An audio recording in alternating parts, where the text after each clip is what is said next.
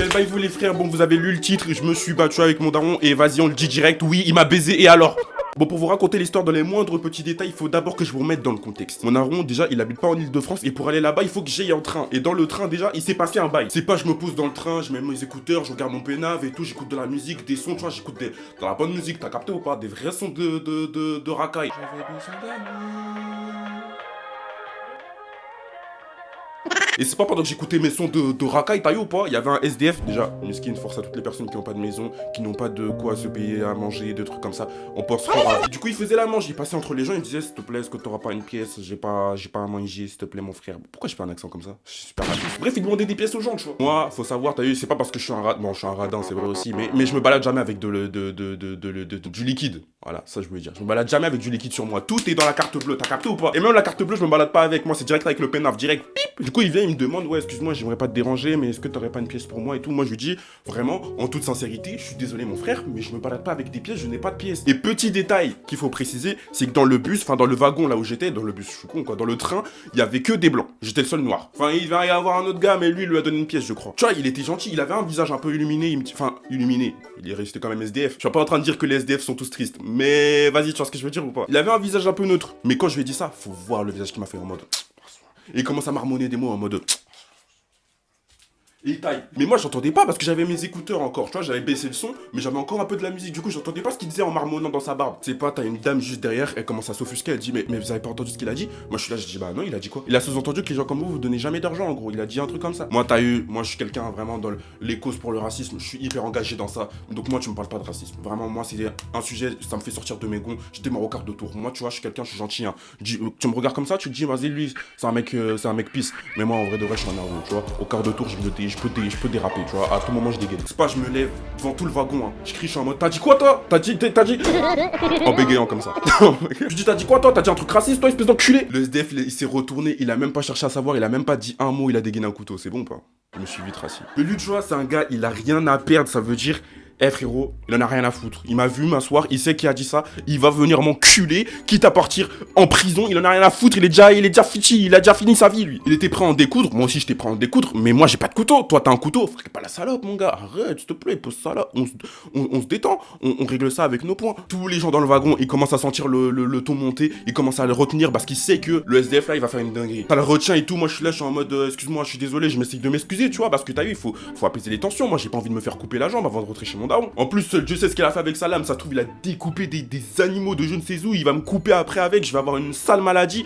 Non frère, je peux pas avoir ça, laissez-moi, je suis un gentil garçon quand même, je suis un mignon garçon, je peux pas mériter ça les gars. J'ai des beaux garçons, tu connais, je peux pas avoir ça, je peux pas avoir une maladie, moi j'ai envie d'avoir une famille, j'ai envie d'avoir des enfants, j'ai envie d'avoir une belle maison, tu me fais ça? Non Archem. Et là, la situation qui vient tout sauver, les contrôleurs.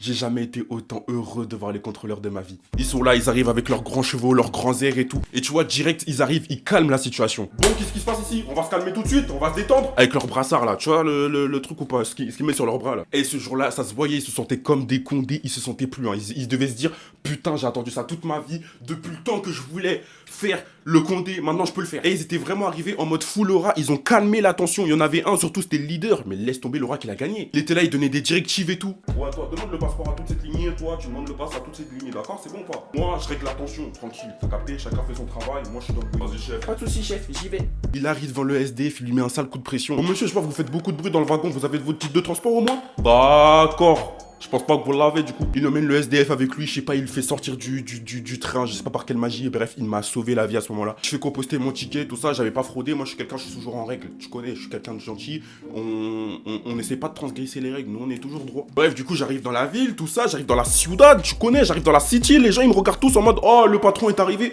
Bref, situation anodine, vraiment c'est anodin, c'est carrément c'est le quotidien pour moi. Je suis là avec ma valise, je marchais jusqu'à chez mon daron, et bon il y a un peu de chemin, mais je voulais faire le chemin en marchant parce que j'avais de la musique et tout, je voulais m'ambiancer un peu, tu vois. Et c'est pas un moment du coup pendant le trajet, je traverse une rue, du coup je traverse une route et il y a une voiture qui s'arrête, qui commence à klaxonner et tout. Moi je suis dodo pendant que la voiture elle passe. C'est pas le mec dans la voiture, il commence à me dire ouais toi là ouais retourne-toi de speed. Ah vas-y retourne-toi, pourquoi tu fais la meuf là? Ah je vois que tu fais la chipie. Vas-y retourne-toi, ton gros cavu là. Les gars, je suis un homme. Il m'a pris pour une raclée, c'est bon ou pas? À quel moment je ressemble à une meuf? Dites-moi, est-ce que là vous me voyez? Vraiment, je prends du recul, vous me voyez? Je ressemble à une gadji? Je ne pense pas. Bref, de toute façon, tu connais, c'est ma ville, moi c'est ma ciudad, le mec, si je veux, j'ai retenu sa plaque, j'ai appelé 2-3 shooters, j'ai dit, vas-y, le mec là, vous me le shootez, il m'a pris pour une raclée, vas-y, ça va pas se passer comme ça, on est dans ma ville, tu me fais un manque de... Bref, j'arrive chez mon daron, tout ça, tranquille, je le check, dans le bueno, ça tu prends ton temps, dans le bueno, tranquillement, dans la famille, dans la cité, c'est comment? Vas-y, je me pose en haut, dans ma chambre, tout ça, dans le bueno, et il faut savoir que dans la chambre d'en haut, c'est une chambre vraiment les mal isolée, ça veut dire l'hiver, il fait hyper froid, mais ça va, tu peux tanker. Tant que tu te mets sous une couette, ça va, tu vois. Mais en été, c'est là où ça devient chaud. Parce que t'as beau te mettre tout nu, frérot, tu vas mourir de chaud, t'auras envie d'enlever ta peau, ça va rien changer. Et moi, en gros, en ce moment, je suis en train de travailler sur une grosse vidéo qui va sortir peut-être d'ici.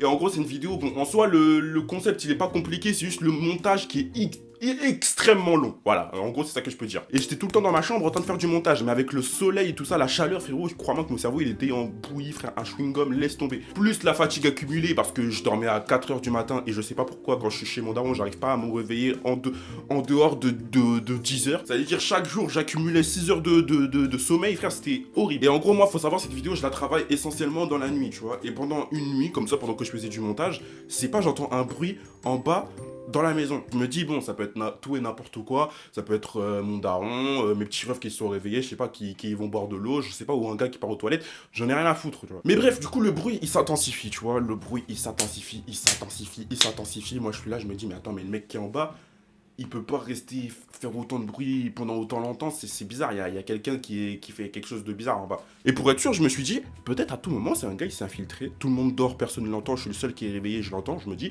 je vais être le sauveur de la maison, je vais aller sauver ma famille, je vais aller voir en bas. Je vais skier toutes les planches du parquet qui grincent, parce que bon, j'ai vraiment le quadrillage parfait, je sais tous les endroits où il faut pas mettre le pied, sinon tu sais que tu vas te faire rodave. Je sors de ma chambre, j'arrive jusqu'aux escaliers sans faire aucun bruit, zéro bruit, nada, et je commence à regarder en bas, mais sauf qu'en gros, il y a un angle mort. C'est-à-dire qu'en gros, je peux voir tout ce qui se passe en bas, sauf un coin précis où il y avait le bruit, justement. C'est-à-dire la cause où le mec qui faisait ce bruit était dans l'endroit, dans l'angle mort, en gros. C'est-à-dire, si je voulais voir ce qu'il y avait, j'étais obligé de descendre et regarder par moi-même. À un moment, je commence à porter mes couilles, je me dis, bon, Martin, t'es un homme maintenant, t'as plus 3 ans, t'as plus 6 ans. Frère, tu vas sauver cette famille. Tu vas être le roi déjà dans la ciudad, t'es déjà le roi, maintenant tu vas être le roi de la maison. Je descends tout ça sans faire de bruit, toujours. Et là, je commence à capter que c'est pas un objet, c'est réellement quelqu'un. Et moi, je m'étais dit, vas-y, pour pas prendre de risques, je veux pas essayer de tenter de regarder vite fait, je vais directement lui sauter dessus, je vais le marbrer, je vais le tuer. Je descends tout ça, une fois que je suis dans le coin, tu vois, je respire, tu vois, je prends ma respiration, et d'un coup je saute. D'un coup je saute sur le mec et tout, je commence à le prendre encore à corps, tout ça, avec l'adrénaline et tout, et en plus c'était dans le noir, je voyais rien, je voyais pas c'était qui le mec. Je le mets au sol et tout, je commence à le taper et tout. Le mec, hein, la tête d'homme, il m'a mis une steak, là, tu vois le point, tu vois l'os là. Ici. Moi, tu vois, j'ai mis v'là les coups dans le corps. Lui m'a mis une patate ici. Fini. Déconnecté, out. Vraiment, c'est comme si t'avais enlevé la batterie de ton téléphone. Tu vois, d'un coup, il s'éteint. Je commence à voir flou, tout ça. Je vois le mec, il allume la lumière et il me dit, Martin, tu fais quoi? Je vois, c'est mon daron. Il commence à rigoler, tout ça. Il est en mode, oh, tu viens de faire quoi là? Pourquoi tu m'as tapé? Il me pose sur le canapé, il me donne de l'eau et tout. Je commence à lui expliquer ce que je pensais. Je lui dis en mode, ouais, j'étais en haut et tout. J'entendais des bruits. Je pensais que c'était juste mon daron qui cherchait un truc dans un placard en vrai. Et voilà, tout ça pourquoi? Pour me faire steaker par mon daron. Quelle journée de merde, hein. Ah ouais, et vous vous souvenez aussi de cette anecdote là où je disais que je m'étais chié dessus en plein date? Bah elle est fausse, voilà, c'est tout ce que j'avais à dire. Allez, ciao les frères.